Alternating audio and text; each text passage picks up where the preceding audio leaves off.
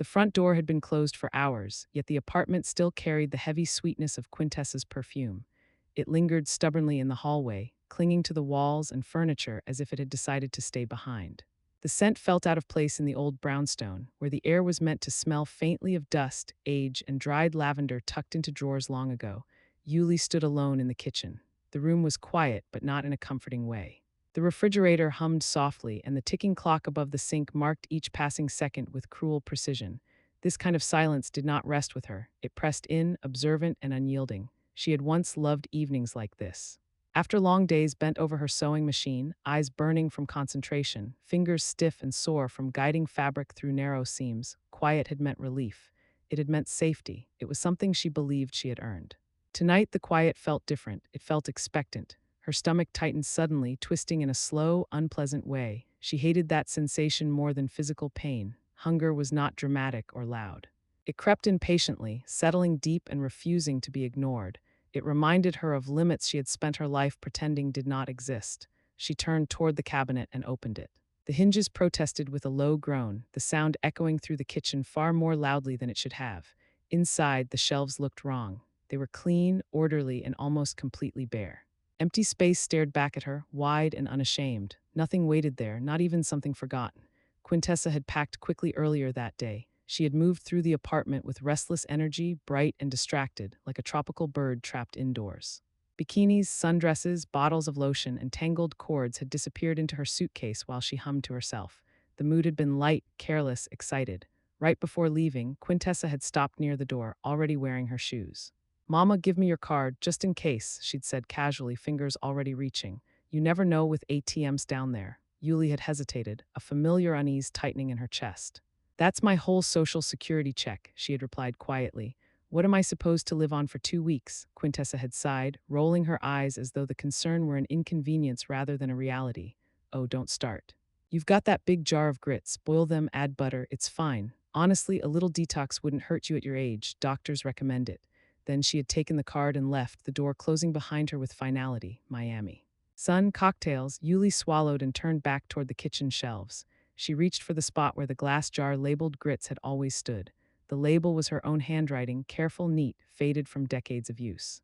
The jar had been there longer than most things in her life. It felt wrong the moment she lifted it. Too light, her hands stilled. Slowly, deliberately, she unscrewed the lid and looked inside. At the bottom sat only a thin scattering of grains, dull and gray, barely enough to coat the glass. It was not enough for a meal. It was not enough for a woman. Her chest went numb, the feeling spreading outward like cold water. It wasn't forgetfulness, it wasn't a mistake. Quintessa had known exactly what she was taking. Yuli lowered the jar back onto the shelf and closed the cabinet. She stood there, hands resting at her sides, breathing shallowly. The apartment felt larger now, emptier, as if it had quietly revealed a truth she had avoided for years. Hunger returned, sharper than before, but something else accompanied it, an understanding that could not be undone. The silence did not break, it waited. Yuli placed the empty grits jar back on the shelf with deliberate care. She did not rush the movement, nor did she let her hand shake. Still, the soft sound of glass settling against wood echoed sharply through the kitchen, carrying farther than it should have in the quiet apartment. She remained standing there for several seconds, staring at the closed cabinet door. The air felt dense, unmoving, as though the room itself were holding its breath. Thinking was the only thing she could afford to do now. Panic would waste energy she did not have. Quintessa had never been careful when she packed. She moved fast, leaving things behind without noticing. If there was any chance of finding something, coins, a bill, anything, it would be in her daughter's room. Yuli walked down the hallway, her slippers brushing softly against the worn wooden floor. She paused in front of Quintessa's bedroom door. Entering felt wrong, even now, even after everything. Respect had been a habit for so long that breaking it required effort. She opened the door and stepped inside. The room greeted her with disorder. Clothes hung from chairs and door handles. Dresses lay half-folded across the bed, and an open suitcase had been shoved under it instead of unpacked. The vanity was crowded with makeup, bottles, and brushes, many of them left uncapped, their artificial scents clashing unpleasantly in the stale air. Magazines and shopping bags were scattered across the floor, stepped on without care. Yuli did not comment, she did not sigh. She began to search. She checked drawers first, then the vanity. She lifted bowls, opened small boxes, and slid her hand beneath stacks of paper. Her movements were slow and controlled, the way they had always been. Years of sewing had taught her patience and precision. Nothing, She bent and straightened repeatedly, her lower back protesting with each movement. Pain had become familiar to her, something to be acknowledged and ignored. She rested briefly against the desk, steadying herself. That was when she noticed the paper on the floor. It lay just beyond the desk leg, partially crumpled, as if it had been dropped carelessly and forgotten. Yuli leaned down and picked it up, smoothing it carefully on the desk's surface, pressing out each crease with her fingertips. Her eyes scanned the page: hotel reservation, flight itinerary. She read slowly, absorbing details she had never been meant to see. The dates were long, longer than she had realized. The accommodations were expensive, described in language that promised comfort and indulgence. Her gaze moved to the bottom of the page. The total cost stood out immediately: bold, black, undeniable. Yuli stared at the number. Her breathing grew shallow, uneven. She read it again, then once more, as if repetition might change its meaning. It did not. The amount Quintessa had spent on her vacation equaled nearly 3 full months of Yuli's Social Security income. 3 months, her legs weakened, and she sat down slowly on the edge of the bed. The mattress dipped beneath her weight, soft and forgiving in a way life rarely had been. The paper trembled slightly in her hands. Memories surfaced uninvited. Her own hands stitching late into the night, repairing garments instead of replacing them, turning collars inside out to hide wear, skipping fresh fruit at the market so there would be enough for Quintessa's lunches. Standing in stores calculating quietly, choosing necessities over comfort without complaint. "Mama, this is what people wear now," Quintessa would say, impatient but not cruel, just unaware. Yuli had always smiled in response. She had wanted her daughter to have more than she did. She had believed sacrifice was love. She folded the paper carefully, smoothing it flat, and returned it to the desk exactly where she found it. There was no need to destroy it. The damage was already done. Her chest did not burn. There was no sharp pain, no dramatic heartbreak. Instead, something inside her went still. This was not carelessness. This was not ignorance. This was a choice. Yuli stood and walked out of the room, closing the door behind her with quiet firmness. The hallway felt narrower now, as if the apartment itself had shifted. She moved toward the living room, her steps steady, her posture straighter than before. Hunger remained, but it no longer frightened her. What frightened her was how clearly she understood everything now. Yuli stepped into the living room and stopped. She had walked through this space thousands of times without truly seeing it. It had always been familiar, predictable, carefully maintained. Now, standing there in the stillness, the room appeared different, as though it had quietly rearranged itself while her back was turned. The furniture sat heavy and immovable, chosen for permanence rather than comfort. Velvet curtains blocked most of the outside light, allowing only a muted glow to filter through. Lamps cast a soft, amber illumination that settled gently over everything, highlighting polished surfaces and untouched corners. Everywhere she looked, there were objects. The large oak buffet dominated one wall, its dark wood gleaming beneath years of careful polishing. Behind its glass doors, crystal glasses and fine porcelain rested in neat rows, immaculate and unused. A full service for 12, complete and perfect. "This is for Quintessa's wedding," Yuli had told herself for years. The wedding had never come. The china remained. She moved closer, peering through the glass. Each piece was spotless, protected, waiting for a future that had never arrived. On the dresser nearby sat a silver tea set passed down from her grandmother. Yuli had polished it regularly, though she rarely used it. Next to it rested a small jewelry box she almost never opened. She knew what was inside without looking: rings, brooches, earrings saved for occasions that were always postponed. In the hallway closet hung fur coats wrapped carefully in protective covers. They smelled faintly of mothballs and age. Each one was valuable, though Yuli rarely acknowledged their worth, even to herself. She began to understand. This was not a living space, it was a collection. A museum curated with care and restraint, every object preserved, protected, and denied its purpose. Nothing here existed to serve her present needs. Everything was waiting for someone else, for some imagined moment of importance. She moved slowly through the room, her fingers trailing lightly across surfaces she had dusted countless times. The habits of care were deeply ingrained. Even now she straightened a doily without thinking. Her stomach growled softly. The sound startled her. She had ignored hunger for years in small ways, skipped meals, stretched portions, made do, but this time it was different. The emptiness inside her carried weight and meaning. She looked around again, more deliberately. The buffet alone was worth more than several years of groceries. The silver could feed her for months. The china, the jewelry, the coats, everywhere she turned, she was surrounded by value she was not allowed to touch. The realization settled slowly but firmly. This apartment did not belong to her in the way she had believed. It belonged to Quintessa. Every sacrifice, every saved object, every untouched treasure had been arranged for her daughter's future. Yuli had not been living here as an owner, she had been maintaining it, she was not the beneficiary. She was the caretaker, the curator. She thought of herself moving quietly through the rooms each day, dusting exhibits, preserving artifacts, ensuring nothing was damaged or misplaced. All the while, she had denied herself comfort in the present for the sake of a future that was never guaranteed.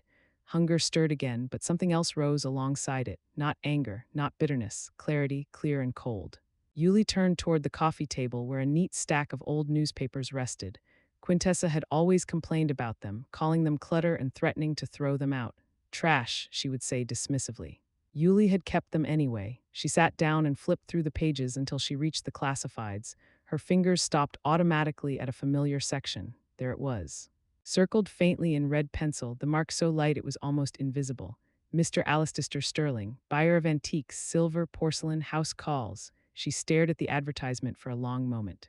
The letters were clear, steady, offering something she had never considered allowing herself to want. Her reflection caught faintly in the dark surface of the table. She looked older than she remembered, thinner, tired, but her eyes were sharp. Grits, she murmured quietly, not smiling. She reached for the telephone. The receiver felt solid in her hand, grounding. She lifted it and listened to the steady dial tone. It did not waver. With careful precision, she dialed the number, each click sounding deliberate, final, not rushed, not afraid. The phone rang once, twice, 3 times. Hello, a voice answered at last, rough but polite. Listening, Yulia inhaled slowly, deeply. Good evening, she said, her voice calm and steady. Is this Mr. Sterling? Yuli did not sleep that night, not because fear kept her awake and not because of worry or regret. Her body was tired, heavy with the kind of exhaustion that usually pulled her into deep rest. But something inside her refused to settle. It was not restless, it was alert, awake. She sat in the armchair positioned directly across from the antique buffet, her hands folded neatly in her lap. The chair creaked softly beneath her weight, a familiar sound she had heard for years, yet tonight it seemed louder, more present. The apartment was dark except for the thin ribbon of streetlight slipping through the heavy curtains. It stretched across the floor in pale stripes, brushing the furniture like long fingers. Shadows gathered in corners and behind table legs, giving the room a watchful quality, as if the past itself had decided to linger. She did not turn on the television, she did not lie down, she watched. Her eyes moved slowly over the buffet, the glass cabinet doors, the carefully preserved contents inside. Objects she had protected for decades sat quietly, unaware that their purpose had shifted overnight. Time passed without her noticing. By morning, her joints ached and her neck felt stiff, but her mind was sharper than it had been in years. Clear, focused, there was no returning to sleep now, no retreating into old habits. At exactly 9 o'clock, the doorbell rang. The sound cut through the apartment cleanly, precise, and decisive. Yuli startled for just a fraction of a second, then rose from the chair and straightened her back. She walked to the door without rushing, her steps measured and calm. When she opened it, a man stood waiting. He appeared to be around 60, dressed neatly in a gray coat that had seen careful use. Wire-rimmed glasses rested low on his nose. His posture was relaxed but attentive, the stance of someone accustomed to observing more than speaking. His eyes were already working, taking in the doorway, the hallway behind her, the details most people overlooked. Mrs. Yuli, he asked gently, I'm Alistair Sterling. We spoke last night. Yes, she replied, come in. Don't bother taking off your shoes. He stepped inside and immediately his attention shifted, not staring, scanning furniture, walls, floors, the subtle cues of age, quality, and care. He moved through the space the way a doctor studies an X-ray, quiet, thorough, respectful. He had expected clutter. What he found instead caused his eyebrows to lift just slightly. You have an interesting place, he said after a moment. This isn't a home, Yuli answered evenly. It's storage. She walked to the sideboard without hesitation and opened one of the lower compartments. From within, she removed a heavy velvet-lined case and set it gently on the table. The latch clicked open with a soft, decisive sound. Inside lay 12 silver spoons, thick-handled and intricately engraved, their surfaces gleaming despite their age. They looked untouched, preserved rather than used. Sterling's demeanor changed immediately. He slipped on white cotton gloves from his coat pocket and leaned closer, his earlier detachment replaced by focus. Goram Chantley, he murmured. Early production, he examined them carefully, one by one. Condition like this is rare. They were never used, Yuli said, only admired. Sterling straightened slowly, removing his gloves. He studied her now instead of the silver.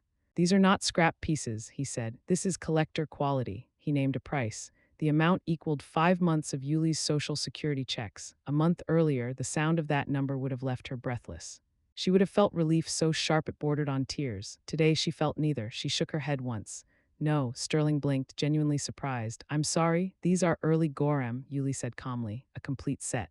Original case, no damage. She met his eyes steadily. You'll sell them for much more than that. I'm not asking for retail, I'm asking for fair. She named her price, 40% higher. For a moment, Sterling said nothing. He studied her with new interest, as if reassessing his assumptions. Then he laughed softly, not dismissive, not mocking. Well, he said, smiling, you're sharper than you look, Mrs. Yuli. Life teaches, she replied. He considered it carefully, weighing risk against reward. Finally, he nodded. Deal. The silver spoons were gone within minutes. In their place, a thick stack of bills rested in Yuli's hands. Her heart pounded not with fear, but with something unfamiliar and electric. Control. When Yuli heard herself refuse the offer, she did not hesitate or second-guess the word as it left her mouth. The sound of it felt solid, complete, as though it had been waiting patiently for years to be spoken. No. Even she was surprised by how natural it felt. For most of her life, no had been a word she reserved for small things, extra expenses, unnecessary comforts, moments she believed she had not earned. It had never been directed outward, certainly not at a man standing in her living room, holding the power of money in his hands. Sterling's reaction was immediate. His eyebrows lifted slightly, his posture shifting as he recalculated the exchange. He had expected gratitude, perhaps relief. Resistance was not part of his usual morning appointments. These are early Gorham, Yuli continued evenly, her voice steady and unraised. A full set, original case, no damage. Not even hairline wear. She did not rush her words, she let each one settle. You'll sell them for at least 3 times what you offered. I'm not asking for retail, I'm asking for fair. She named her price. It was 40% higher than his original offer, and she stated it without apology, as if it were simply a fact rather than a demand. Sterling studied her closely now, not the silver, not the room, her. For a long moment, the apartment remained quiet except for the faint ticking of the clock in the kitchen. The pause felt deliberate, not uncomfortable. It was the silence of 2 people measuring each other. Then Sterling laughed, not sharply. Not dismissively, it was a sound of genuine surprise. Well, he said, shaking his head slightly, you're sharper than you look, Mrs. Yuli. She met his gaze without flinching. Life teaches, she replied. He considered her offer seriously, weighing the value of the spoons against the certainty of resale. Finally, he nodded once. Deal. The transaction was swift after that, no unnecessary ceremony. Sterling counted out the money carefully, stacking the bills neatly before handing them to her. Yuli accepted them without ceremony as well, her hands steady, her expression unchanged. She did not count the money again. She did not hide it away. She slipped it directly into her purse as if it belonged there, as if it had always been meant for her. When Sterling left, the apartment felt quieter, but not emptier. Something had shifted in the air, something intangible but undeniable. Yuli walked to the hallway mirror and slipped on her beige cashmere coat, the one she had bought years ago and saved for a special occasion that never seemed to arrive. The fabric felt soft and warm against her skin. Today, she said aloud, testing the sound of it, is that occasion. She stepped outside. Instead of turning toward the discount market she had relied on for years, she walked in the opposite direction. Downtown, toward streets she usually avoided, not because she disliked them, but because they reminded her of choices she believed were not meant for her. Her feet carried her without hesitation. The Epicurean market stood just where she remembered it, glass windows gleaming, doors polished and welcoming. She had not walked through them in over 15 years. Inside, warmth and scent wrapped around her immediately, fresh bread, roasted coffee, spice, and citrus. The space hummed softly with conversation and movement. She did not pause to look at price tags. She walked straight to the deli counter. "Half a pound of prosciutto, please," she said, then cheese, aged Parmesan, brie infused with truffles. Olives glistening in oil, smoked salmon sliced thin and translucent, a warm baguette placed gently into a paper sleeve. And then she saw them, peaches, large, perfect, out of season. She lifted one carefully, turning it in her hand. The skin was velvety, fragrant even before she brought it close. 2, she said, the best ones. Back home, she did not eat in the kitchen. She spread the lace tablecloth Quintessa had always forbidden her to use, smoothing it across the dining table with deliberate care. She placed the food carefully, arranging it as though it mattered, because it did. Today, she said softly, standing alone in the room, I am the guest. Yuli moved slowly around the table, arranging the food with the same attention she once reserved for things she believed mattered more than herself. Each item was placed with care, not out of habit, but intention. The prosciutto was folded gently into soft rolls and arranged like small roses. The cheeses were cut into neat cubes and wedges, their textures and colors contrasting against the white porcelain plate. Olives glistened under the light, dark and green alike, resting in a shallow bowl. The salmon lay thin and luminous, almost translucent, beside slices of warm baguette broken by hand rather than cut. She paused before the peaches. They sat heavy in her palms, their skin warm and fragrant. She set them down last as though acknowledging their importance. The table looked full, abundant, alive. Yuli sat down. For a moment she did nothing. She simply looked. Years of restraint had trained her to rush meals, to eat standing up or quickly at the kitchen counter, to treat food as fuel rather than pleasure. This felt different. This required permission she had never given herself before. She picked up the peach. The first bite released a rush of juice that ran down her chin, sticky and sweet. She laughed softly at herself and dabbed at it with a napkin, unashamed. The taste was rich, bright, unmistakably real. It was not just food, it was confirmation. Confirmation that she was still capable of wanting, that her senses had not dulled with sacrifice, that pleasure had not been reserved exclusively for other people's lives. She ate slowly, deliberately, savoring each bite. She sipped black tea from a porcelain cup she had once deemed too nice for daily use. The tea tasted deeper somehow, fuller. When she finished, she leaned back in her chair and let herself breathe. The room felt warmer now, softer. She stood and walked back to the sideboard. The space where the silver case had once rested was empty. The absence did not frighten her. It felt earned. From her coat pocket she removed the grocery receipt. It was long, detailed, ordinary. She placed it carefully on the polished surface of the sideboard, smoothing it flat. "Dinner," she whispered. The days that followed passed with a lightness she did not recognize at first. Croissants for breakfast, fresh fruit on the table, a glass of wine in the evening without guilt or justification. She slept deeply without fear of waking hungry. She did not rush, she did not hoard. She lived. Then the phone rang. She knew who it was before lifting the receiver. "Mama," Quintessa's voice burst through the line, loud and bright, ocean sounds roaring behind her. "You still alive over there?" Yuli lifted her glass and took a small sip of wine before answering. "Quite," she said. "Oh, don't act tough," Quintessa laughed. "You're probably starving. Add more water to the grits, it fills you up better." Yuli walked to the window, watching her reflection in the glass. She looked different, straighter, present. "I found resources you didn't expect," she said calmly.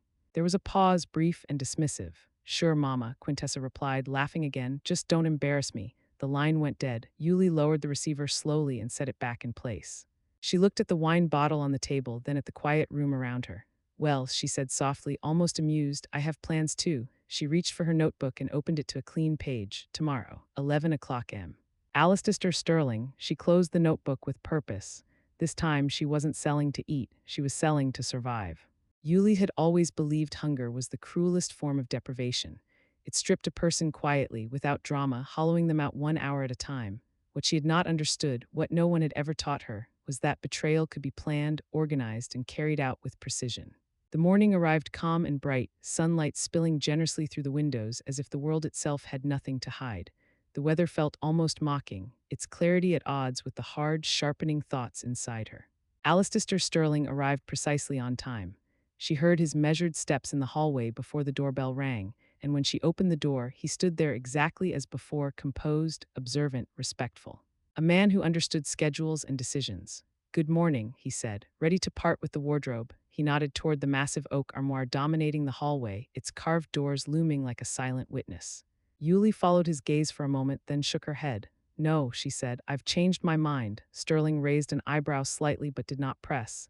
"Too much noise," she continued. "Too much mess." She turned away from the hallway and walked into the bedroom instead. Sterling followed, curiosity sharpening his attention. Yuli stopped at the dresser and opened the top drawer with a steady hand. Inside lay a smaller jewelry box. It was unremarkable at first glance, dark wood, worn corners, modest in size. She lifted it out carefully and placed it on the dresser, then opened the lid. The ruby brooch caught the light immediately. Gold shaped like a slender twig, detailed and delicate. Tiny diamonds clung to it like morning dew, each one catching light in quick, sharp flashes. At the center sat a deep, dark ruby, rich in color, heavy with age. It did not sparkle so much as glow. Alive. Quintessa loved that brooch. She had never asked permission to wear it.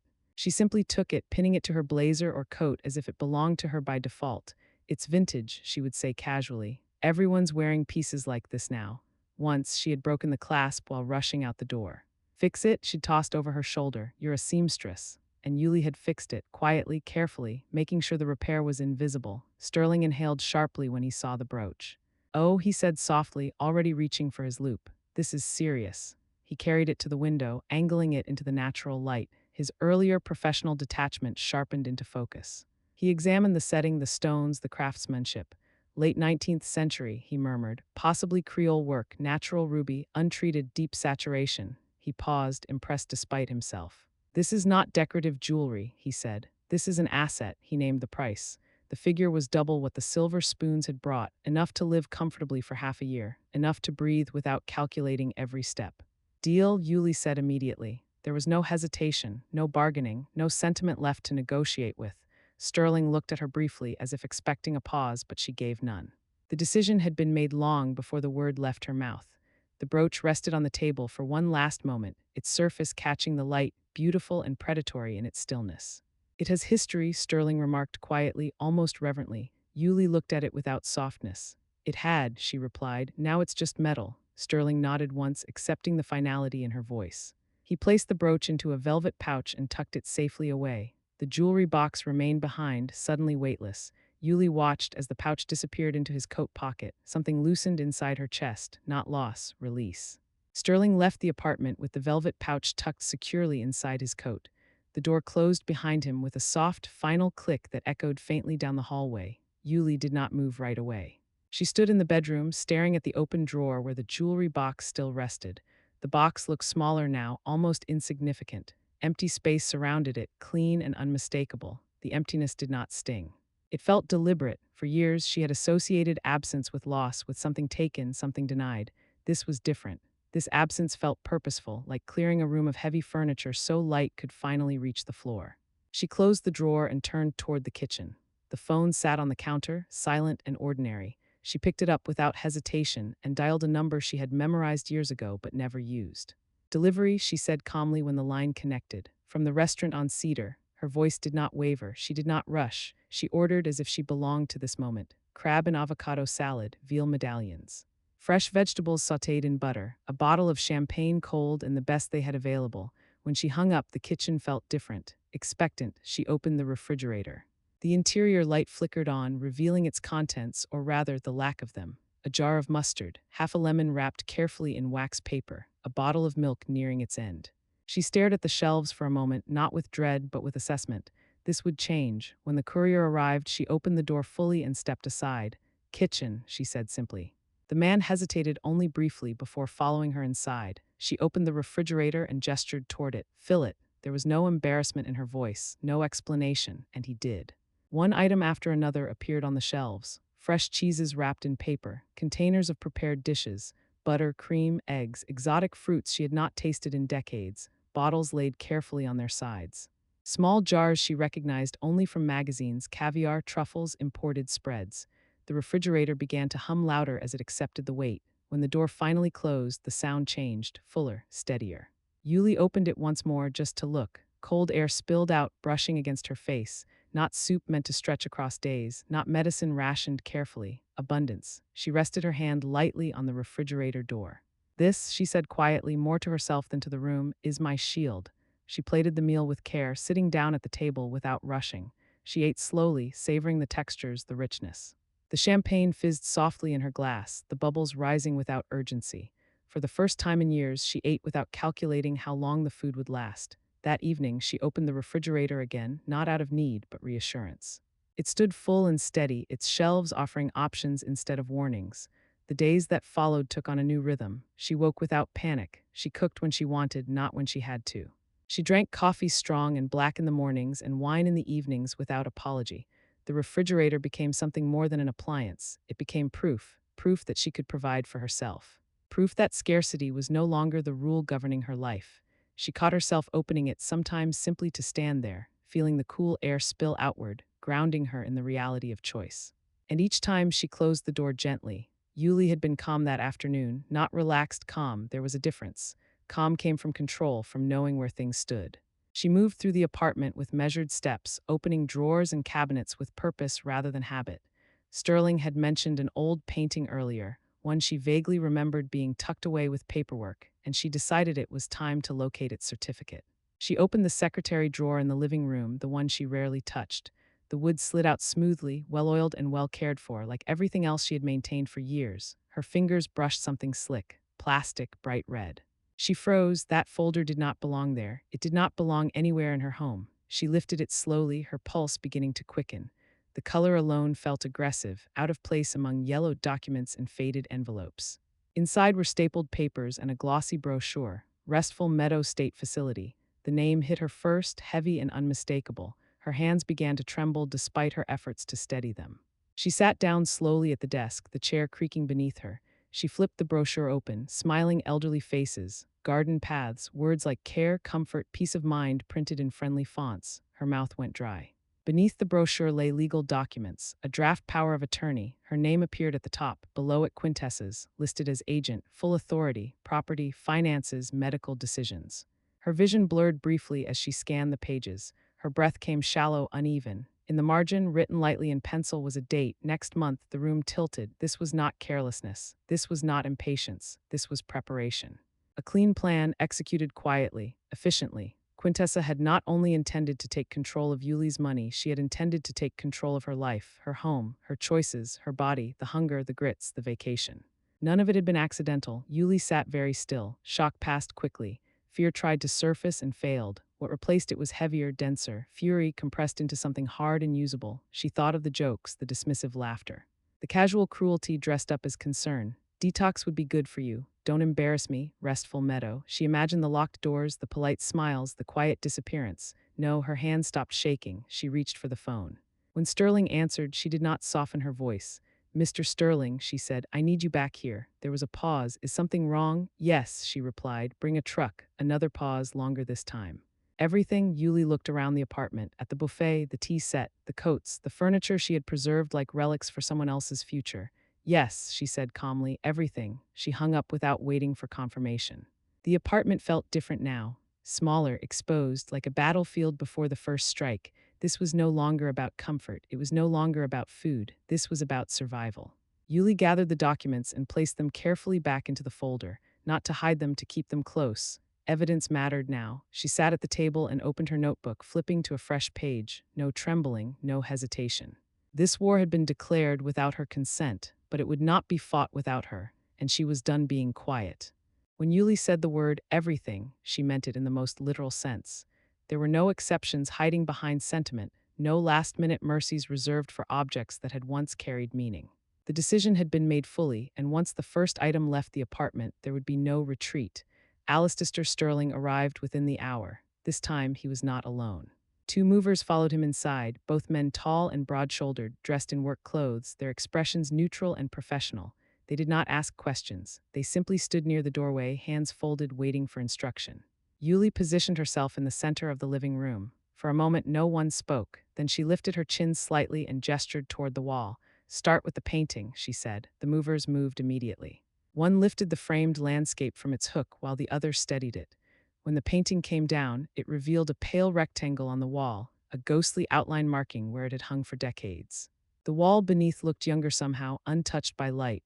The painting was wrapped carefully and carried out. Next came the grandfather clock. For 50 years, its ticking had filled the apartment, marking time with unwavering patience. Sterling watched as the movers stopped the pendulum and wrapped the clock in thick layers of bubble wrap. The sound ceased abruptly. Silence replaced it. The Persian rug followed, rolled tightly despite its resistance. It was heavy, stubborn, as though unwilling to surrender its place on the floor. When it was finally lifted, the hardwood beneath appeared lighter, cleaner, as if relieved. Piece by piece, the apartment began to empty. The oak buffet, the velvet chairs, the silver tea set, boxes of porcelain stacked and labeled with care. With each item that passed through the doorway, the room seemed to expand. Light traveled farther, air moved more freely. Yuli stood still, watching. She felt something unexpected, relief. Sterling worked efficiently, inspecting items as they came out, jotting notes, calculating values. Checks were written, cash exchanged hands. The numbers grew steadily, larger than anything Yuli had ever seen associated with her own name. At one point, Sterling paused beside her. Are you sure? He asked quietly. Most people regret this later. Yuli did not look at him. Her eyes were on the empty wall where the painting had once hung. I regret waiting, she replied. The movers continued. The last box of porcelain disappeared down the hallway. The door closed behind it and the sound echoed briefly through the apartment. Then there was nothing left to carry. The living room stood nearly bare, no heavy furniture, no locked-away value. No silent expectations waiting to be fulfilled for someone else's future, just space. Yuli exhaled slowly. For the first time in decades, the apartment did not feel like a vault or a museum or a promise made to someone who never intended to keep hers in return. It felt like hers. Yuli did not sit down after the movers left. She did not stand in the empty rooms wondering what she had done. nor did she allow nostalgia to creep in and soften the edges of her resolve. The apartment was quiet now, but it was not the watching silence she had known before. This silence was open, neutral, waiting to be shaped. She moved. The first call she made was to a cleaning company whose number she had clipped years earlier and never used. Her voice was calm, direct. "I want everything cleaned," she said. "Walls, floors, windows, vents. Today I'll pay double." There was a pause on the other end, then a quick agreement. She hung up and immediately made the second call. This time it was to a gourmet delivery service she had seen advertised in magazines Quintessa brought home. The kind of service she had always dismissed as impractical, indulgent, not meant for someone like her. She scrolled through the offerings slowly, deliberately, without checking prices. Caviar in glass jars sealed with gold lids, fresh truffles packed in velvet-lined boxes, foie gras, cheeses aged longer than some marriages. Champagne chilled and ready for delivery, fruits flown in from places she had only read about. "Deliver today," she said simply. By mid-afternoon, the apartment transformed. The cleaning crew arrived first. They worked efficiently, moving like a well-rehearsed unit. Dust that had settled over decades was wiped away. Windows were washed until sunlight poured in unobstructed. The air changed as chemicals and freshness replaced the stale scent of storage and time. Yuli walked from room to room as they worked, observing without interfering. She felt no guilt watching others scrub floors she had once cleaned herself. Delegation, she realized, was not weakness, it was strategy. By early evening, the apartment gleamed. The floors reflected light, the walls looked brighter. Vases of fresh flowers appeared where emptiness once dominated. The space felt deliberate now, not abandoned. Then the deliveries arrived. The couriers hesitated at the door, glancing past her into the mostly empty rooms, clearly confused.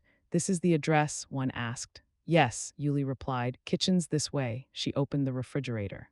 It yawned open, empty and ready. "Load it," she said. They did. One shelf at a time, abundance took shape. Jars, bottles, packages stacked carefully, chilled and preserved. Champagne bottles fogged with cold were laid gently on their sides. Cheeses filled drawers. Fruit crowded shelves with color and weight. The refrigerator hummed louder as it accepted the load, its motor working steadily under the sudden richness. When the last courier left, the apartment fell quiet again. Yuli stood alone in the kitchen. She opened the refrigerator one more time and simply looked. The cold air spilled out, brushing her face, grounding her. This was not soup stretched thin or leftovers calculated across days. This was choice, insurance, control. She closed the door slowly and rested her palm against it. "This," she said softly, not smiling, "is my answer. Not to Quintessa, not to hunger, to the future." The door opened just after noon. The sound of the lock turning was sharp and sudden, cutting through the calm that had settled over the apartment. Yuli looked up from where she sat at the dining table, a cup of tea resting warm between her hands. She did not rush to stand. She did not brace herself. Suitcase wheels scraped loudly across the floor. "Mama, I'm home," Quintessa called out, her voice bright and careless. "I hope you're ready to apologize." Yuli remained seated.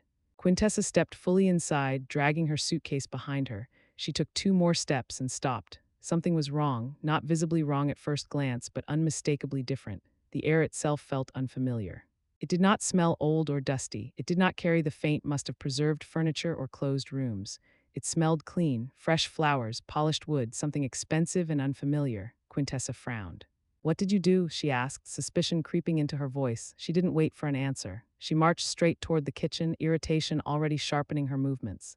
"I'm starving," she said over her shoulder. "I hope you at least managed to." She grabbed the refrigerator handle and yanked it open. The interior light flared on. For a fraction of a second, Quintessa simply stared. Then she screamed, not from pain, from shock. The refrigerator stood packed to capacity. Caviar stacked neatly like bricks. Champagne bottles fogged with cold, labels facing outward. Cheeses wrapped in paper, fruit piled high, jars and containers she had only seen in photographs and online menus. Abundance, frozen and undeniable, her inheritance, preserved, protected. Quintessa slammed the door shut and turned slowly toward Yuli, her face pale. "Mama," she whispered. "Where did this come from?" Yuli met her gaze evenly. Her posture was relaxed, her hands steady. There was no triumph in her expression, no anger. "I was hungry," she said simply, "so I improvised." Quintessa laughed nervously. "That's not funny, I'm not joking." Her daughter glanced around the kitchen again, eyes darting toward the open space beyond. Only then did she notice what else was missing. "Where's the buffet?" she demanded. "Where's the clock?" Yuli took a slow sip of tea. "They're gone." "What do you mean gone?" "I sold them." The word landed heavily. Quintessa's expression shifted from confusion to disbelief. "You can't just sell things like that," she said sharply. "Those were mine." Yuli set her cup down gently. No, she said, they were stored here. Quintessa scoffed. Mama, don't do this. You don't understand what those things were worth. I do now. Her daughter's jaw tightened. You had no right, Yuli stood. For the first time since Quintessa entered the apartment, she rose to her full height. She was smaller than her daughter, thinner, older, but she did not look fragile. I had every right, she said quietly. They belonged to me. Quintessa opened her mouth, then closed it again. Her eyes flicked toward the hallway, toward the spaces where furniture had once stood. You're being dramatic, she said finally. You probably need rest. You always get like this when you're stressed. Yuli turned and walked toward the secretary desk. She opened the drawer and removed the red folder. She placed it on the table between them. Quintessa's face drained of color. What's that? She asked. You tell me. Silence stretched. Quintessa swallowed. You went through my things. I found your plans. Yuli opened the folder and slid the papers forward. Power of attorney, property control, medical authority. Next month's penciled date. Quintessa laughed weakly. Mama, that was just paperwork in case something happened. Something like hunger? Yuli asked calmly. Or forgetting to eat? Quintessa's voice rose. I was trying to help you. You were preparing to erase me. The words hung between them, heavy and irreversible. Quintessa stepped back. You're overreacting. No, Yuli said. I'm responding. She closed the folder and held it firmly. You will leave tonight, she said. You will take your suitcase. You will not touch anything in this apartment. Quintessa stared at her. You can't do that. I already did. For the first time, fear flickered across Quintessa's face. Yuli walked to the door and opened it. The hallway stood empty, waiting. I am done being quiet, Yuli said, and I am done being managed. She held the door open. After a long, stunned silence, Quintessa grabbed her suitcase. The wheels scraped across the floor again, this time on the way out. When the door closed behind her, the apartment did not flinch. Yuli locked it. Then she leaned back against it and closed her eyes. The silence that followed was not hungry, it was hers. Quintessa's mind stalled when faced with what stood in front of her. The open refrigerator glowed brightly, its shelves packed so tightly that nothing could be mistaken for accident or coincidence. For a long moment, she simply stared, frozen in place, as though the scene might correct itself if she waited long enough. It didn't. Her eyes moved slowly from jar to jar, bottle to bottle. Items she recognized only from restaurants and curated photographs sat chilled and solid in front of her. Her breath caught. What is this? She whispered. She reached out hesitantly and wrapped her fingers around a small jar of caviar. It was heavy, cold, real. She turned it slightly, reading the label, her mouth parting in disbelief. She spun around abruptly. Mama, where did you get the money for this? Her voice climbed rapidly, edged with accusation rather than concern. Did you steal it? Did you take out a loan? Do you have any idea how much interest? She cut herself off mid-sentence. Her attention shifted suddenly toward the living room. Something was wrong there, too. She stepped forward slowly, scanning the space as if seeing it for the first time. The walls were bare, too bare. The familiar shadows cast by furniture were gone. The Persian rug no longer anchored the floor. The space where the grandfather clock had stood for decades was empty. Her face drained of color. She ran. Closet doors banged open. Drawers were yanked out and slammed shut. She rushed back into the living room, clutching the empty velvet case that had once held the silver spoons. Where is it? She gasped. Where's the silver? Her voice cracked. The brooch, she said desperately. The clock. The painting. She turned in circles, eyes wide, breathing uneven. Oh my God, she whispered. We've been robbed. Her hands shook as she pulled her phone from her pocket. Her fingers fumbled over the screen as panic overtook disbelief. We need the police, she said breathlessly. Right now. She lifted the phone, ready to dial, still unable to process the truth forming around her. Yuli watched quietly. The phone never made the call. Quintessa's thumb hovered over the screen, shaking slightly, her breathing shallow and fast. She was already rehearsing what she would say, already arranging herself into the role of victim. Robbery, shock. An elderly mother unable to protect her own home. Then Yuli spoke. No police. The words were calm, firm, final. Quintessa froze and turned slowly, disbelief etched across her face. What do you mean, no police? She snapped. They took everything. We've been robbed. Yuli did not raise her voice. She did not step forward. Nobody took anything, she said evenly. I sold it. The phone slipped from Quintessa's fingers and hit the floor with a sharp crack. Sold it, she whispered. The words seemed to bounce around the room, impossible to absorb. To whom? Quintessa demanded. Why would you do that? Yuli walked toward the kitchen table and picked up the jar of caviar Quintessa had dropped earlier. She turned it slowly in her hands as though considering its weight. You took my social security check, Yuli said calmly. You left me with nothing to eat. People need food. She paused, meeting her daughter's eyes. So I sold your brooch for breakfast. The silence that followed was violent. Quintessa's face twisted as if struck. You ate my inheritance, she screamed. That was my money. Yuli set the jar down gently. Was it? She asked quietly. Quintessa lunged toward the refrigerator. I'll save something, she shouted, yanking open the door. This can be returned. This can be fixed. She grabbed jars and bottles wildly, clutching them to her chest like rescued children. Put it back, Yuli said. No, Yuli slammed her palm against the table. The sound cracked through the apartment, sharp and sudden. Put it back. Quintessa froze mid-motion. Slowly, stiffly, she returned the jars to the shelves, her movements jerky with rage and disbelief. You have no money, Yuli continued calmly. You spent it at the beach. Quintessa shook her head violently. You're lying. You don't understand what you've done. That silver was security. The brooch was mine. No, Yuli said. It was stored here. You had no right. I had every right. Quintessa's voice rose again, frantic now. You're sick. This isn't normal. People don't do this. Yuli watched her carefully. The panic, the desperation, the sudden shift in tone, she recognized it, control slipping. Quintessa straightened, her expression hardening into something colder, more dangerous. I know what this is, she said slowly. You're confused, you're not thinking clearly. She bent and snatched up her phone again. I'm calling for help, she announced loudly. You need psychiatric assistance. She began speaking into the phone, projecting authority. My mother is having a mental episode. She's selling property and spending irrationally. Yuli did not interrupt. She reached for the jar of caviar again. The lid opened with a soft, precise click.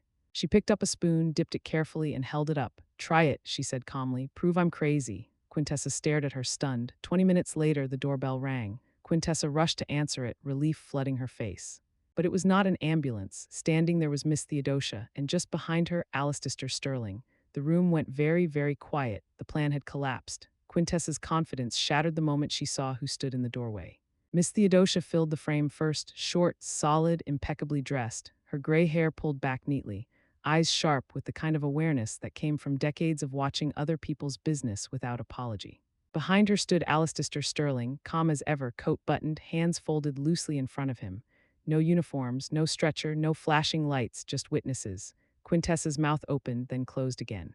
This isn't right, she stammered. I called for help. You did, Miss Theodosia said pleasantly, stepping inside without waiting for permission. And so did your mother, earlier, much earlier, Sterling followed, nodding once at Yuli. Afternoon, Mrs. Yuli. Yuli inclined her head slightly. Mr. Sterling. Quintessa backed away from the doorway, her earlier authority evaporating. This is a private matter, she snapped. You can't just walk in, Miss Theodosia smiled thinly. Oh, sweetheart, when ambulances and accusations start flying, it stops being private. She looked around the apartment, taking in the bare walls, the open space, the gleaming kitchen. Well, she said, impressed, you finally let the place breathe. Quintessa turned red. She's not well, she insisted, pointing at Yuli. She's selling property, spending irresponsibly, giving money to strangers. She needs to be evaluated. Sterling spoke then, his voice even and professional. I'm not a stranger, I'm a licensed buyer. All transactions were conducted legally. Mrs. Yuli was lucid, informed, and decisive. Quintessa spun toward him. You took advantage of her. Sterling did not flinch. On the contrary, she negotiated aggressively. I'd say she took advantage of me. Miss Theodosia let out a soft chuckle. That sounds about right. Quintessa's breathing quickened. You don't understand. She doesn't know what she's doing. I handle her finances. Yuli spoke for the first time since the door opened. No, she said quietly. You plan to? The room stilled. Yuli walked to the table and picked up the red folder. She did not open it. She did not need to. You prepared a power of attorney without my consent, she said. You scheduled it, you dated it, you hid it. Quintessa's voice cracked. That was for your own good, for my convenience, Yuli corrected. Not yours, Miss Theodosia leaned forward slightly. Sweetheart, she said to Quintessa, do you know what happens when you falsely report a psychiatric emergency? Quintessa swallowed. Sterling added calmly, especially when the supposed patient is demonstrably competent, financially independent, and supported by documentation. Quintessa's phone slipped from her hand again, this time unnoticed. You were trying to have me declared unfit, Yuli said, not loudly but clearly, because hunger made me manageable, because silence made me convenient. She took a step closer. I am neither now, Quintessa's shoulders sagged. You're ruining everything, she whispered. No, Yuli replied, I'm saving myself. Miss Theodosia crossed her arms. You'll leave, she said firmly, tonight, and you won't be back without permission. Quintessa looked around desperately. This is my home. It never was, Miss Theodosia said. It was your warehouse. Sterling cleared his throat. I'll also note, he added, that Mrs. Yuli has retained counsel. Any further interference would be unwise. That was a lie. But Quintessa didn't know that. Fear finally settled into her eyes. She grabbed her suitcase with shaking hands. No shouting now, no threats, just humiliation and panic. At the door, she turned back once. You'll regret this, she said weakly. Yuli met her gaze without anger. No, she said. I regret trusting you. The door closed. Miss Theodosia waited a moment, then nodded approvingly. Took you long enough, Sterling smiled faintly. Call me tomorrow, he said. I suspect this isn't over. When they left, the apartment fell silent again, but this time the silence did not watch her, it rested with her. Yuli walked to the kitchen, opened the refrigerator, and poured herself a glass of champagne. She raised it not in celebration, in acknowledgement she was no longer prey, and no one would ever starve her into obedience again. Quintessa had wanted doctors, white coats, clipboards, authority she could borrow and weaponize. What she got instead were witnesses. Miss Theodosia stepped into the apartment first, clutching her large leather purse against her side as if it were armor. Her eyes swept the room instinctively, sharp and assessing, missing nothing. She paused just inside the doorway, taking in the open space, the clean air, the absence of clutter. I heard screaming, she said plainly. Thought the place was on fire. Behind her stood Alistair Sterling, briefcase in hand, posture relaxed but attentive. He looked around with professional interest, noting the empty walls, the gleaming kitchen, the calm order of the space. Quintessa rushed forward and grabbed Miss Theodosia's arm. You see, she cried, voice pitched high with desperation. She's lost her mind. She sold everything, bought luxury food. She doesn't know what she's doing. Her grip was tight, almost frantic. Miss Theodosia gently but firmly removed Quintessa's hand from her sleeve. Let go, she said. I can see just fine on my own. Her gaze shifted past Quintessa, to Yuli. Yuli sat at the table, her back straight, shoulders relaxed. She wore a clean blouse and cardigan, her hair neatly arranged. A cup of tea rested in front of her, steam rising faintly. Nothing about her posture or expression suggested confusion, distress, or fear. If anything, she looked composed, present. Yuli, Miss Theodosia asked carefully, stepping closer, Are you all right? Yuli smiled, a small, genuine smile that softened her face. I'm better than I've been in years, she replied.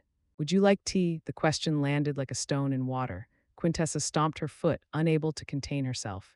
She's manipulating you. This is dementia, loss of financial control, sudden spending. It's textbook, Sterling cleared his throat. If I may, he said calmly, stepping forward. He placed his briefcase on the table and opened it with practiced ease. Inside were neatly organized folders, documents aligned with precision. The movement was deliberate, unhurried, confident. Miss Theodosia leaned in, slightly curious now.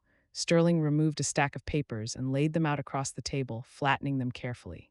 Mrs. Yuli contacted me independently, he began. She initiated all sales. She negotiated all terms. Every transaction was conducted in accordance with state law. Quintessa shook her head violently. You're lying. You exploited her. Sterling met her eyes evenly. No, I documented her. Yuli watched quietly, hands folded, allowing the truth to unfold without interruption. Miss Theodosia scanned the papers, her expression sharpening with each line she read. Dates, amounts, signatures, official stamps. This all looks very proper, she said slowly. It is, Sterling replied. And recorded, Quintessa's voice cracked. You can't prove she was thinking clearly. Sterling reached into the briefcase again. I can. The room went still. Miss Theodosia straightened, her jaw tightening. Yuli took a slow sip of her tea. Quintessa felt the ground shifting beneath her feet, and for the first time there was no authority she could summon to stop it. Sterling did not raise his voice when he spoke again. He did not need to. He reached into his briefcase and removed a second folder, thicker than the first. The paper inside made a soft, unmistakable sound as he set it down on the table, real, substantial, undeniable. Each item sold, he said evenly, was transferred under a notarized agreement. He slid the documents forward so they rested directly in front of Miss Theodosia. Every sale, he continued, includes verification of identity, capacity, and consent. Quintessa lunged forward and grabbed the papers before anyone could stop her. She flipped through them wildly. Signatures, dates, official stamps. Her mother's name appeared again and again, written clearly, consistently, not shaky, not hesitant. No, Quintessa whispered, this isn't possible. Sterling watched her without emotion. And he added, each transaction includes a certification clause. He tapped one page gently with his finger. Here and here. Miss Theodosia leaned closer, adjusting her glasses. Of sound mind and memory, she read aloud. That's standard language, required language, Sterling confirmed. I refuse to do business without it. Quintessa's hands began to shake. You exploited her, she hissed. You saw an old woman and took advantage. Sterling finally looked offended. In 40 years, he said calmly, I have never met a sharper negotiator. He turned slightly toward Yuli, offering a faint, respectful nod. Mrs. Yuli asked the right questions. She challenged valuations. She declined initial offers. She adjusted timelines. She was methodical. Miss Theodosia snorted softly. Sounds like her. Quintessa spun toward the neighbor. You don't understand, she's acting out of character. Miss Theodosia folded her arms. No, dear, she's acting out of survival. She looked back at Yuli. You saved on her your whole life, she said bluntly. You ironed seams flat instead of buying new clothes. You skipped meals so she could eat better. Now you eat properly and suddenly you're unfit. Quintessa's mouth opened, then closed. Sterling continued, his voice steady. Furthermore, Mrs. Yulee retained full control of all proceeds. No coercion, no intermediaries. Quintessa shook her head, backing away from the table. This isn't right, she doesn't know what she's done. She's ruined everything. What exactly? Miss Theodosia asked sharply. My future, Quintessa snapped before she could stop herself. The room went silent. Yulee set her teacup down. Slowly, carefully, she stood, her movements unhurried. There was no anger in her posture, no trembling, only clarity. You mean what you plan to take, Yulee said quietly. Quintessa's face flushed. I was protecting you, you were preparing, Yulee replied. There's a difference. Sterling closed his folder with finality. Legally, he said, there is no ambiguity here. Mrs. Yulee acted independently and competently. Any claim otherwise would not stand. Miss Theodosia nodded once, satisfied. Quintessa looked around the room again, the witnesses, the paperwork, the calm certainty in her mother's face. She was losing ground, and she knew it. Her voice dropped brittle. So that's it, you just believe her? Miss Theodosia met her eyes. I believe my eyes and my ears and 40 years of knowing your mother. Sterling gathered his papers. This matter is settled, he said calmly. Quintessa stood there, breathing hard, surrounded by proof she could not erase. Her fantasy of control, white coats, signatures, quiet confinement, collapsed in front of her, and there was nothing she could do to stop it. Yulee did not raise her voice to end the argument. She did not argue at all. She turned away from the table and walked calmly to the secretary desk along the wall. Her movements were unhurried, deliberate, as though the next action had been decided long before this moment arrived. She opened the lower drawer. The wood slid out smoothly. Inside lay the bright red folder. Even before she lifted it, Quintessa saw it. Color drained from her face so quickly it looked as if someone had pulled the life straight out of her. Her mouth opened, but no sound came. Yulee removed the folder and returned to the table. She placed it gently in front of Miss Theodosia and Alistair Sterling. You recognize this? Yulee asked quietly, though her eyes never left her daughter. Quintessa shook her head too fast. That's nothing, you don't know what that is. Yulee opened the folder. First, she slid out the glossy brochure and placed it face up on the table. Restful Meadow State Facility, the smiling faces. The manicured gardens, the promises of care and peace of mind. Miss Theodosia sucked in a sharp breath. Oh my God, she whispered. Is this one of those places? Sterling leaned forward, reading carefully. His expression hardened. Yulee then removed the second document, the draft power of attorney. She laid it out flat, smoothing the paper with the edge of her hand. Her name sat at the top. Below it, Quintessa's, designated agent, property control. Financial authority, medical decisions. Miss Theodosia's hand flew to her mouth. You plan to send her there? She asked, staring at Quintessa in disbelief. Without telling her, Quintessa stepped backward, bumping into a chair. It's not what it looks like, she said quickly. You don't understand. Stop, Yulee said. The word was not loud. It did not need to be. Silence crushed the room. You were going to put me away, Yulee continued calmly. You were going to take control of my money, my home, my body. You dated it. You hid it. She tapped the penciled date with one finger. Next month, Sterling straightened. This document was never executed, he said carefully. But intent is very clear. Miss Theodosia turned toward Quintessa, her voice cold now. Do you have any idea how serious this is? Quintessa's eyes darted between them. I was trying to help her. She's old. She gets confused. Yulee met her gaze steadily. I was hungry, she said. That was your opening. Quintessa's voice broke. You're twisting things. No, Yulee replied. I'm naming them. She slid the brochure back toward Quintessa. Keep it, she said quietly. You might need it someday. The insult landed clean and final. Quintessa's shoulders slumped. She had nothing left, no authority, no paperwork, no witnesses on her side, only exposure. Miss Theodosia crossed her arms. You'll leave, she said firmly, tonight, and you will not come back here without permission. Quintessa shook her head weakly. This is my mother, and this is her home, Miss Theodosia replied. Which you tried to steal. Sterling gathered his briefcase. I strongly advise you, he said to Quintessa, to seek legal counsel before taking any further action. Fear finally settled in Quintessa's eyes. She grabbed her suitcase, her movements stiff and clumsy now. At the door, she turned back one last time. You'll regret this, she said, voice thin. Yulee did not raise her voice. No, she said calmly. I regret trusting you. The door closed. The lock turned. Miss Theodosia exhaled slowly. Took you long enough, she muttered. Sterling nodded. Call me if she tries anything else. When they left, the apartment grew quiet again. But this silence did not stalk her. It rested. Yulee walked into the kitchen, opened the refrigerator, and poured herself a glass of champagne. She stood by the window, the city moving outside, alive and indifferent. She raised the glass not in celebration, in recognition. She had named the threat, she had survived it, and no one would ever starve her into obedience again. Quintessa stood very still for a moment, her chest rising and falling too quickly. Her eyes darted around the room, searching not for comfort but for leverage. When panic threatened to show, she straightened her spine and forced her shoulders back, pulling confidence over herself like a costume she had worn many times before. Fine, she snapped, her voice sharp and brittle. You ate the antiques, congratulations. She gestured vaguely around the room as if ownership could be reclaimed through motion alone. But we still live together, she continued. I'm registered here, this is my home. Yuli did not respond immediately. She stood with her hands resting lightly on the back of a chair, posture relaxed, breathing even. She did not look angry. She did not look triumphant. She looked settled. This is my apartment, Yuli said evenly, and I changed the locks this morning. The words landed softly, but their impact was violent. Quintessa froze. For a second, her face held no expression at all, no anger, no disbelief, no denial. Just blankness, as if her mind had stopped processing input altogether. Then her hand flew to her purse. She dug through it frantically, fingers tangling in receipts' make-up cords. At last, she pulled out her keys and rushed to the door. Her movements were sharp, urgent, driven by instinct rather than thought. She shoved a key into the lock and twisted. Nothing happened. She tried again, harder this time, rattling the handle. The metal refused her. Her breathing grew ragged. Slowly, she turned around. You can't do this, she said, the certainty draining from her voice. I already did, Yuli replied. The simplicity of the statement seemed to wound Quintessa more deeply than shouting ever could. Her face twisted, cycling through disbelief, fury, and desperation. I'll call the police, she snapped. I'll sue you, you can't just throw me out. You're welcome to try, Yuli said calmly. But while the court takes its time, you'll need somewhere else to sleep. Quintessa's mouth opened, then closed. Miss Theodosia stepped forward, crossing her arms tightly across her chest. And I'll tell the officer exactly what I witnessed, she said, including the threats, including the false report. Sterling nodded once. So will I. The room went quiet. Not the charged silence of confrontation, but the heavy stillness that follows finality.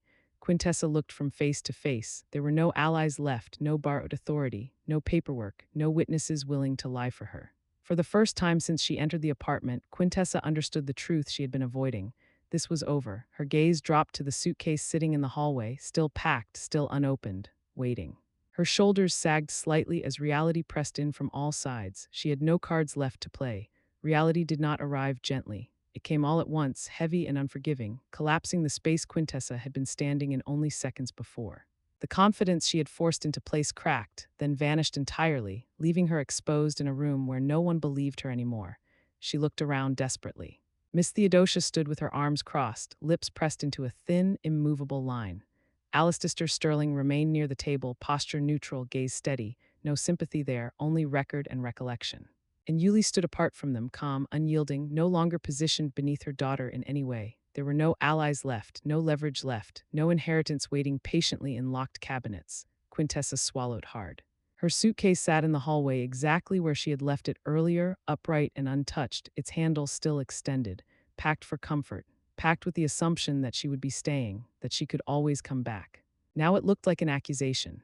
She crossed the room in a rush and grabbed it violently, her fingers curling so tightly around the handle that her knuckles turned white.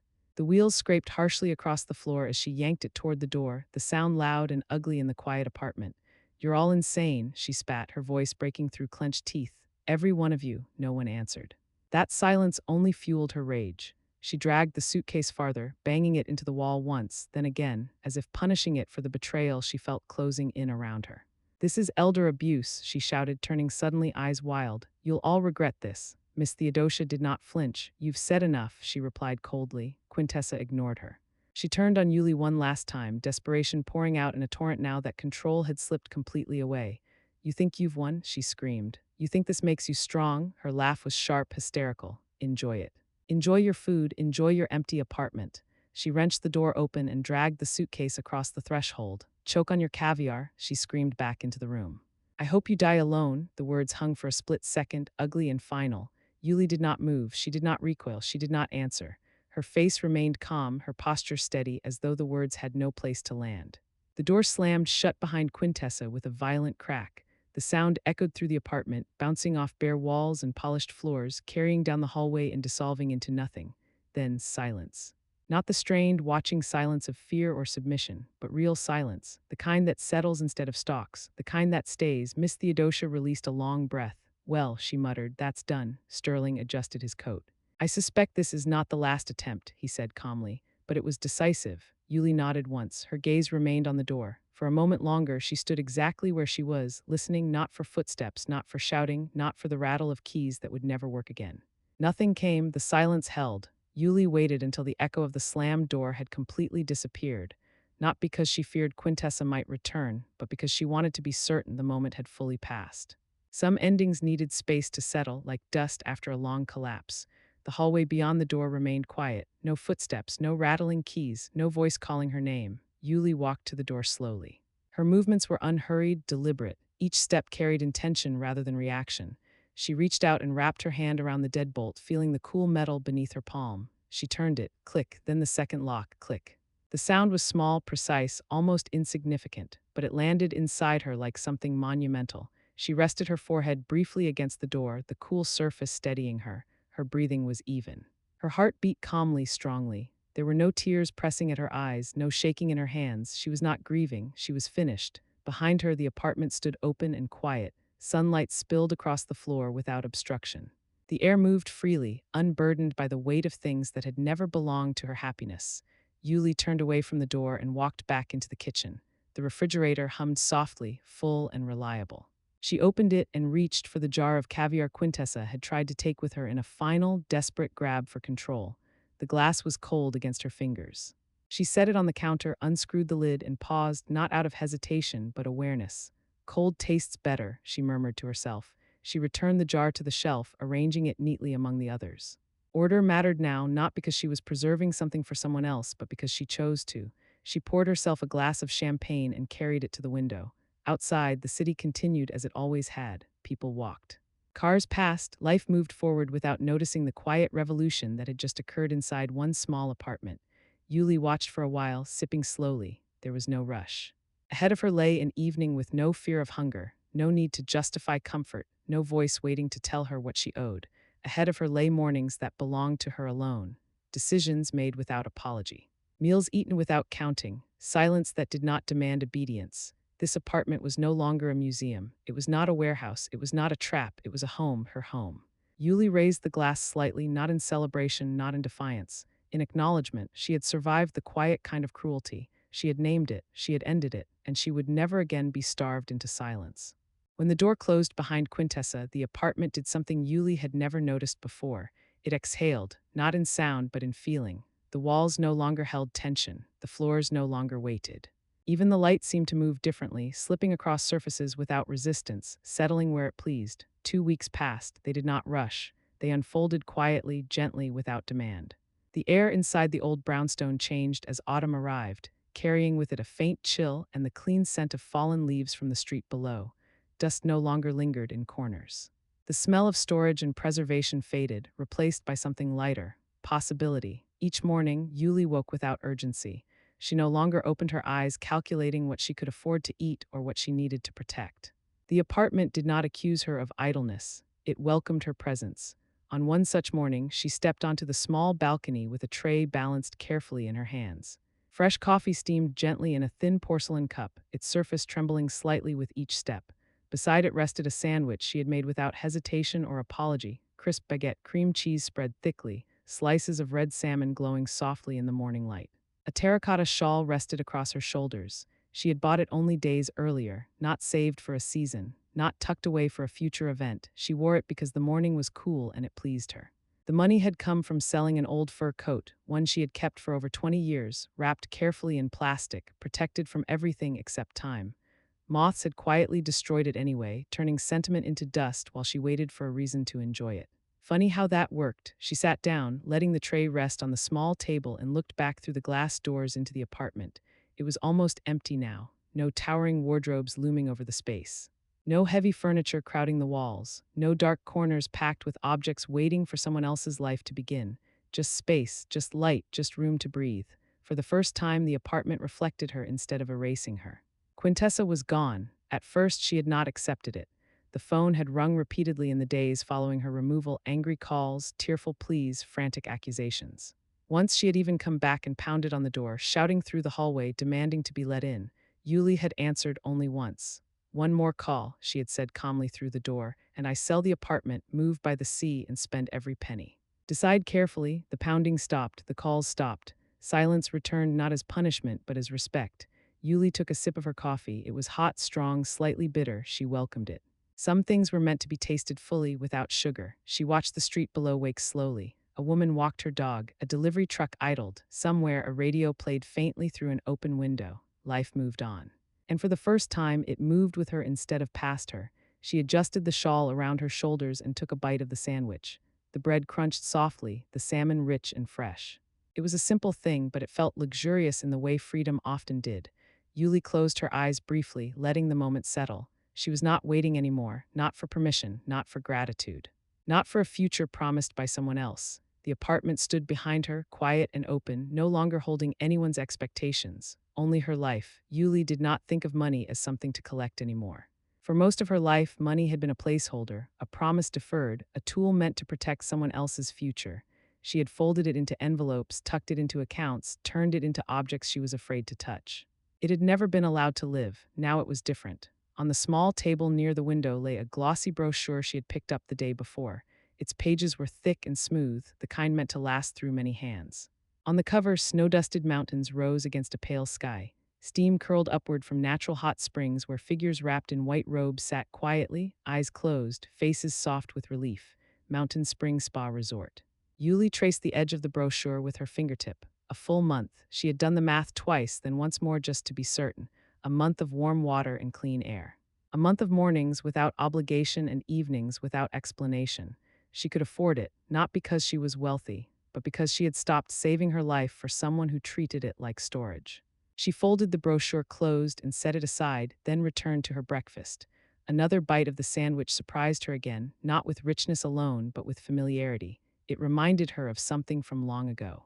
Her husband's diamond earrings. He had given them to her on an anniversary she barely remembered. They were heavy and cold against her skin, brilliant but uncomfortable. She had worn them exactly twice, once for him. Once for a formal dinner she did not enjoy. They had sat in a box for years after that, valuable but lifeless. She had never liked them.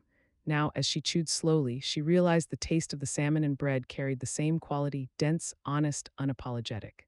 Except this time it belonged to her. She was no longer storing diamonds. She was consuming them, and they tasted better than expected. Yuli sipped her coffee again. It was bitter, hot, and grounding. She drank it without flinching, without reaching for sugar. There was something reassuring about bitterness when it was chosen rather than endured. It reminded her of tears she had never cried. Tears she had swallowed quietly while smoothing tablecloths and fixing clasps, while stretching meals and lowering her voice. Tears she had postponed because there was always something more important than her feelings. Now she did not need them. The sunlight shifted slightly, warming her face. She leaned back in her chair and closed her eyes, letting it rest on her skin. No schedule pressed against her thoughts. No one waited for her compliance. Time expanded. She began to understand what money was supposed to do all along. It was not meant to turn into objects that waited behind glass. It was not meant to sit untouched as proof of sacrifice. It was meant to turn into time. Time to heal, time to rest, time to live without apology. Later that afternoon, she walked through the apartment again, not searching for anything, simply moving. The space echoed softly now, not hollow, but open. She imagined packing a small suitcase, only what she needed, comfortable clothes, a book she had always wanted to finish, shoes meant for walking, not saving, no silver. No porcelain, no inheritance waiting to be claimed, just her. She returned to the table and opened the brochure again, this time studying the details. The mineral pools, the walking paths. The quiet rooms designed for sleep instead of storage. A month, she smiled to herself. For years, she had believed rest had to be earned through suffering. That comfort was a reward granted only after endurance. That joy was something to be delayed until everyone else was satisfied. She knew better now. Money had not changed her, it had revealed her. Yuli folded the brochure carefully and placed it beside her cup, already imagining the feel of warm water easing her joints, the sound of nothing but wind through trees. She turned her face toward the sun once more. This was not indulgence. This was repair. Yuli had spent most of her life believing that endurance was the same thing as virtue. She had been taught quietly and persistently that good people waited, that love was proven through denial, that dignity came from how much you could give away without complaint. So she built her days around restraint, stacking sacrifice neatly on top of sacrifice until it felt normal to disappear inside it. She did not think of it as losing herself, she thought of it as being responsible. Over time, her home reflected that belief. It became a place where value existed but could not be touched, where beauty waited behind glass, where comfort was postponed for a future that never arrived. She told herself it was all for love, that one day the patience would be rewarded. But patience, she learned too late, is only noble when it is chosen. Hunger had forced the truth on her, not dramatic hunger. Not collapse or desperation, just the quiet, humiliating realization that her needs were negotiable to everyone except herself, that she could be managed as long as she stayed tired, quiet, and grateful. That was the moment everything cracked. Standing now in the open apartment, sunlight spilling freely across the floor, Yuli saw her life clearly for the first time. She had not been selfish, she had been erased, slowly, politely. With smiles and excuses, she had saved joy for later, saved comfort for someday, saved herself for a future that was never promised. And then one ordinary evening, there had been nothing left to eat. That was when she had been forced to choose, not between right and wrong, but between disappearance and life. She chose life. She chose warmth when she wrapped the shawl around her shoulders without saving it for an occasion. She chose dignity when she ate well without apology. She chose rest when she stopped measuring her worth by how little space she took up. She chose herself. The choice did not feel dramatic when she made it. It felt practical, necessary. Almost obvious in hindsight, but its consequences were enormous. Every boundary she enforced reshaped the world around her. Every decision she made without permission returned a piece of herself she had assumed was gone forever. She no longer confused love with suffering. Love, she realized, did not require starvation. It did not require silence. It did not require surrendering your future to someone who treated it as an asset. She walked through the apartment one last time that evening, barefoot, feeling the smooth floor beneath her feet. She touched the wall where the grandfather clock had once stood, not with regret, but with gratitude for the space it left behind. Space was not emptiness, it was possibility. She sat at the small table by the window, the city humming quietly outside, and finished her coffee.